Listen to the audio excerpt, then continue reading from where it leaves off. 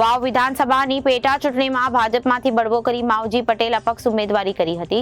ચૂંટણી પ્રચાર દરમિયાન માવજી પટેલે પાટીલ પર પ્રહાર કર્યા હતા અને તેને પાવર ઉતારી દેવાની વાત કરી હતી। આજે ચૂંટણી પરિણામ જાહેર થતા વાવ બેઠક પર માવજીભાઈ અને કોંગ્રેસે હારનો સામનો કરવો પડ્યો છે। વાવ વિધાનસભાની પેટા ચૂંટણીમાં ભાજપમાંથી બળવો કરી માવજી પટેલે અપક્ષ ઉમેદવારી કરી હતી।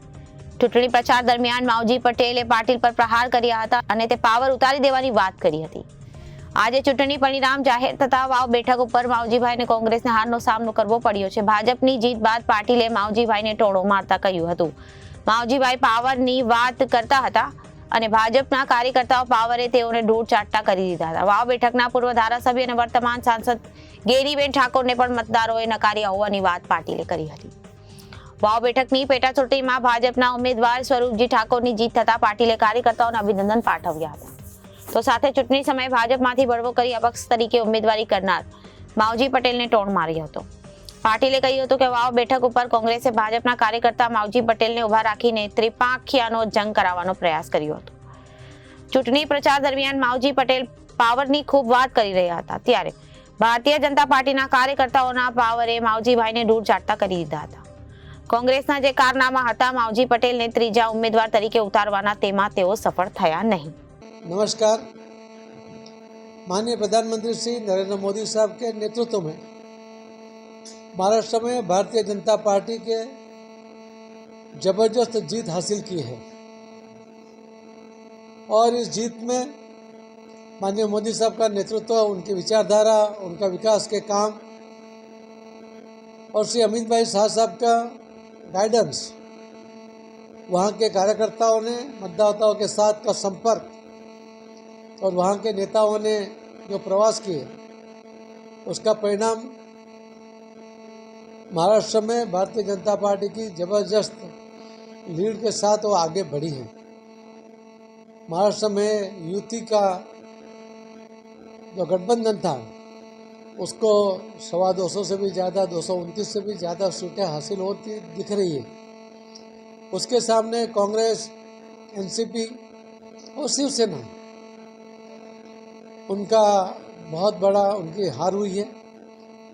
उनके अस्तित्व के सामने सवाल आके खड़ा है। एक मैसेज इसमें से जा रहा है जीत में से कि लोगों को विकास में विश्वास है, लोगों को नरेंद्र मोदी साहब के विकास के कामों में विश्वास है, देश की प्रगति वो चाहते हैं और इसीलिए देश हित के विरुद्ध में निवेदन करने वाले निवेदनबाज नेताओं को महाराष्ट्र के मतदाताओं ने अपना जगह दिखा दी है। महाराष्ट्र के इस मतदाताओं को मैं बहुत बहुत धन्यवाद देता हूं, उनका आभार व्यक्त करता हूं। महाराष्ट्र के सभी कार्यकर्ता और नेताओं को भी बहुत बहुत अभिनंदन करता हूं। गुजरात में भी वाव सीट के ऊपर कांग्रेस के जो कैंडिडेट लोकसभा में जीते थे, मगर उस इलेक्शन में भी वाव सीट के ऊपर वो माइनस पर रहे थे। वाव के लोगों को 2017 में जो कैंडिडेट को जिताया था उसकी कार्यशैली से उनकी नाराजगी थी, इसीलिए उन्होंने लोकसभा में भी उनको वोट नहीं दिए और इस बार भी ये तय था कि कांग्रेस को हारना था। उन्होंने भारतीय जनता पार्टी के कैंडिडेट को अपक्ष उम्मीदवार बना के त्रिपक्षीय जंग बनाया, फिर भी उसमें वो कामयाब नहीं रहे। जो मावजी भाई पटेल निवेदन कर रहा था, पावर की बात कर रहा था, भारतीय जनता पार्टी के कार्यकर्ताओं ने, कार्यकर्ताओं का जो पावर है उसका स्वाद उसको दिखाया, उसको स्वाद चखाया और वाव की सीट जीतते हुए गुजरात विधानसभा में 162 की संख्या भारतीय जनता पार्टी के एमएलए की हो गई है। उसके लिए मैं गुजरात के मुख्यमंत्री को भी अभिनंदन करता हूँ, सभी कार्यकर्ता और आगेवानों को भी बहुत बहुत अभिनंदन करता हूँ। बहुत बहुत धन्यवाद।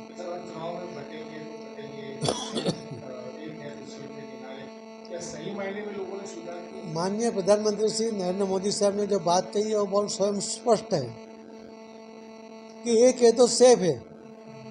5 भाइयों में जब एक होते हैं, जब उसका कोई नाम नहीं लेता, उनको कोई तकलीफ नहीं पहुंचा सकता, और अगर वो एक नहीं रहते हैं तो सेफ नहीं रहते हो, तो बहुत स्वाभाविक बात है। बटेंगे तो कटेंगे, ये भी बहुत स्वाभाविक बात है कि अगर ये वोट बढ़ जाता तो भारतीय जनता पार्टी को नुकसान होता, लोगों को नुकसान होता।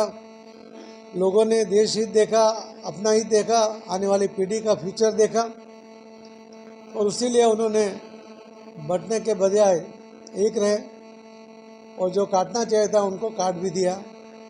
ये बटेंगे तो कटेंगे और एक है तो सेफ है, दोनों जो बातें एक लाइन में बहुत बड़ी बात कह गए जो देश के लोगों ने उसका स्वीकार किया है।